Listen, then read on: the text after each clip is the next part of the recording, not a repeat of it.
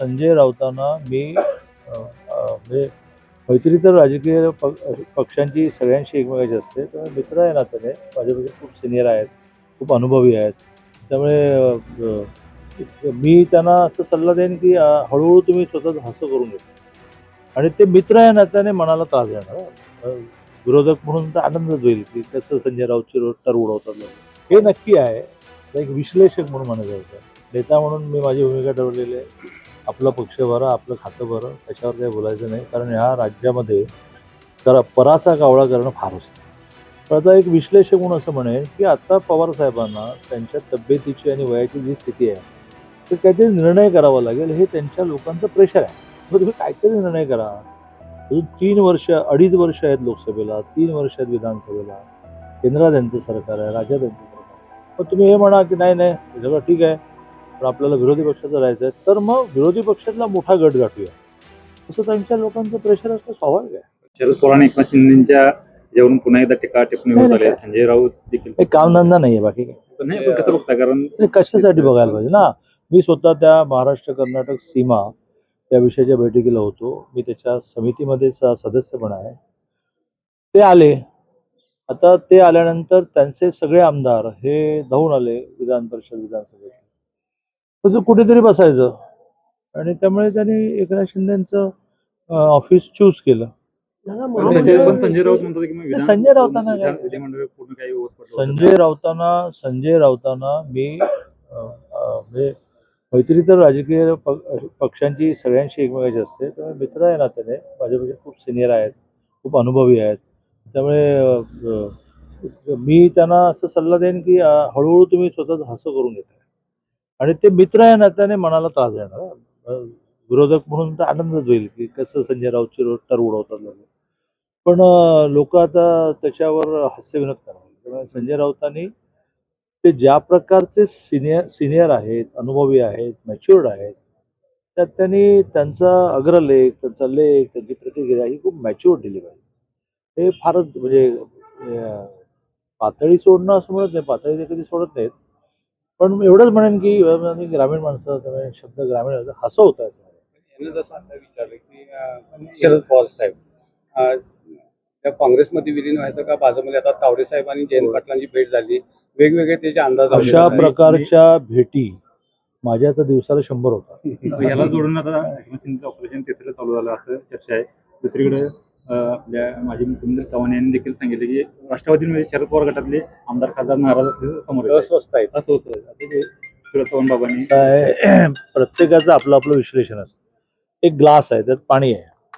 तर मी काय म्हणणार की अर्धा रिकामा आहे. महेश काय म्हणणार अर्धा भरलेला आहे. ग्लास तोच, पाणी तेच. त्याला वाटतं की भरलेला आहे, मला वाटतं की रिकामा आहे.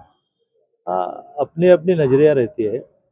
याच्यावर काही निर्णय होता त्या काही तुम्हाला सांगून आता चला सगळे फंक्शनला जातात तसं तर प्रवेश करायला जायचं असं पण नाही. पण पवारसाहेब काही पक्ष म्हणजे आहेत, एक आहेत. सचिन अहेर यांच्या प्रवेशानंतर आपल्याला हे लक्षात आलं पाहिजे की किती गुप्तता पाळली जाते. त्यामुळे पवारांचे काँग्रेसमध्ये जाणार का पवारांचे बीजेपी जाणार का पवारांचे राष्ट्रवादीत जाणार का पवारांचे शिवसेनेत जाणार का पवारांचे इंटॅक्ट राहून एनडीएचा मेंबर होणार, अशा अनेक प्रकारच्या काय म्हणूया आपण विश्लेषण झालेले आहेत, अंदाज चालले काही आहेत. हालचाली सुरू आहेत आणि काय होणार स्फोट असा काय. एकतर मी एक खूप सामान्य नेता आहे की जे असल्या झंझटमध्ये पडत नाही. आपलं डिपार्टमेंट बरं आणि आपण बरं, आपला पक्ष बरा. कुठे सचिन अय्यर यांच्या वेळेला मी साक्षीच होतो की काय त्यांचं फॉर्म भरायला ते येईपर्यंत पत्ता नव्हता. आणि त्यामुळे मी ही जी सिक्रेसी एकनाथजी मेंटेन करतात ते मी त्याला ते मला खूप आश्चर्य वाटलं. हे जर सहा खासदार झाल्यानंतर 15-16 आमदार ठाकरे गटाचे इकडे येणार, ती कुठं पुन्हा तुम्हाला सध्या विषय नाही. तुम्ही रोज स्टोऱ्या तयार करता, त्या स्टोऱ्यांवर सकाळी एकाला विचारता, बरोबर ऑपोजिशनच्या दुसऱ्याला विचारता. आज तरी असं मला काही हे नक्की आहे. आता एक विश्लेषक म्हणून म्हणायचं होतं. नेता म्हणून मी माझी भूमिका ठरवलेली आहे. आपला पक्ष बरा, आपलं खातं बरं, त्याच्यावर काही बोलायचं नाही. कारण ह्या राज्यामध्ये पराचा कावळा करणं फार असतं. पण आता एक विश्लेषक म्हणून असं म्हणेन की आता पवार साहेबांना त्यांच्या तब्येतीची आणि वयाची जी स्थिती आहे, तर काहीतरी निर्णय करावा लागेल. हे त्यांच्या लोकांचं प्रेशर आहे. मग तुम्ही काहीतरी निर्णय करा. अजून 3 वर्ष 2.5 वर्ष आहेत लोकसभेला, 3 वर्ष आहेत विधानसभेला. केंद्रात त्यांचं सरकार आहे, राज्यात त्यांचं सरकार आहे. पण तुम्ही हे म्हणा की नाही नाही हे सगळं ठीक आहे, पण आपल्याला विरोधी पक्षाचं राहायचं आहे, तर मग विरोधी पक्षातला मोठा गट गाठूया. असं त्यांच्या लोकांचं प्रेशर असणं स्वाभाविक आहे. त्यांचा प्रेफरन्स फक्त शिंदे गट आणि भाजप एवढाच आहे. विचारून सांगतो. शक्तीपीठ महामार्गावर पुन्हा एकदा आता राज्यात देखील त्याचा सगळे घालणार आहेत. मुख्यमंत्र्यांना सुदबुद्धी सुचतो, शेतकऱ्यांचं नुकसान टाळा असं त्यांनी सांगितलेलं आहे. आहे असं आहे की कुठलाही प्रकल्प हा शेतकऱ्यांच्या सहभागातून संमतीतून होत असतो. तिकडे समृद्धी मार्गाला विरोध कमी झाला, पुरंदरच्या एअरपोर्टला विरोध कमी झाला. राजू शेट्टीजींना मी असं म्हणेन की या महाराष्ट्रामध्ये जो जो रस्ता झाला, जे जे धरण झालं, जो जो ब्रिज झाला, त्या प्रत्येकाच्या वेळेला कोणाची तरी जमीन गेली आहे ना, त्यामुळे तर ते धरण झालं. मग त्या धरणग्रस्तांना कॉम्पेन्सेशन, नुकसान भरपाई नीट मिळाली पाहिजे, त्यांना व्यवस्थित सेटल केलं पाहिजे, पण धरण व्हायला पाहिजे, तर मग बाकी शेतीला पाणी मिळेल. आज देशामध्ये 3 वर्ष पुरेल एवढं धान्य आहे आणि 60 अविकसित देशांना आपण देतो आहे. तर कारण काय, तर महाराष्ट्रामध्ये सगळ्याच राज्यामध्ये पाण्याचे प्रकल्प झाले. मग त्यावेळेला जर शेतकरी आवडून बसला नाही आमची जमीन देणार नाही, चालत नसतं. पण हा मार्गाची आवश्यकता नाही असं मत आहे. आणि नाही, 13 हे जिल्ह्यातील त्यांचं शेतकरी मत आहे. सुबुद्धी दिंडे काढणार आहेत वाकडी ते पंढरपूर. हे राजू शेट्टींचं मत झालं. राज्य जो चालवतो, विशेषतः राज्याला देवेंद्रजींसारखे मुख्यमंत्री आहेत, त्यांची काय व्हिजन आहे. पॉप्युलेशन 47ला किती वाढणार आहे, पॉप्युलेशन 60ला किती वाढणार आहे, पाणी किती लागेल, रस्ते किती लागतील, आजचं ठरवून चालणार आहे काय. आज समजा राजू शेट्टींना वाटतं की कशाला रोड पाहिजे, पण ज्या प्रकाराने आता हळूहळू ग्रामीण भागामध्ये समृद्धी येते आहे, लोक प्रवासाला बाहेर पडत आहेत, गाड्या घेत आहेत. आधी भाड्याच्या गाड्या घ्यायच्या, स्वतःच्या गाड्या असतात. तर रस्ते चांगले असल्याशिवाय पर्याय नाही.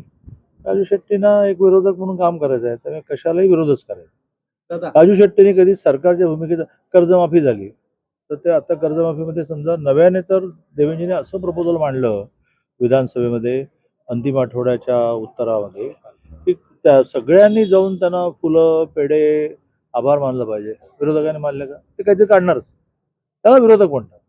नाहीतर तुम्ही काय म्हणाल की सत्ताधाऱ्यांशी मिळालेले आहेत, पण त्यांना हे कळत नाही की वर्तमानपत्रवाले म्हणतील सत्ताधाऱ्यांशी मिळालेले आहेत, त्यापेक्षा सर्वसामान्य माणूस म्हणतो की आता आणखीन काय द्यायचं, जर करा की कौतुक. तर ते राऊत करणार नाहीत, ते राजू शेट्टी करणार नाहीत. त्यांची भूमिका ठरलेली आहे की प्रत्येक गोष्टीमधून काहीतरी तो रोहित पवार करणार आहेत. त्यांची ठरलेली भूमिका प्रत्येकातून काहीतरी न्यून काढायचं. पण सत्यजी पाटील असतील किंवा राजू शेट्टी दोघांच्या जोडीला देखील शेतकरी देखील आपल्याला सहभागी झालेला पाहायला मिळतात किंवा शेतकरी शेतकरी देखील विरोध करताना पाहायला मिळतात. असं आहे की शेतकऱ्यांचा तर मग आता संख्येच्या भाषेत बोलायला पाहिजे.